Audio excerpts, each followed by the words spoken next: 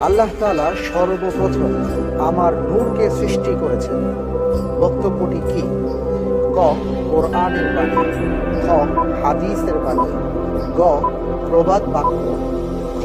জাল হাদিস। আমরা একটি কথা খুব শুনে থাকি,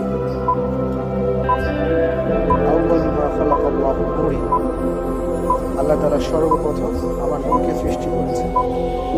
এটা কি কোরআনের আয়াত, হাদিসের বাণী, না প্রবাদ বাক্য, না জাল হাদিস?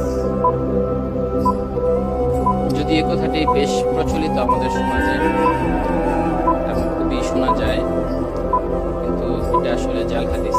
তো আমার উত্তর হচ্ছে খ, জাল হাদিস। জাল হাদিস। লক করে দেব। জি।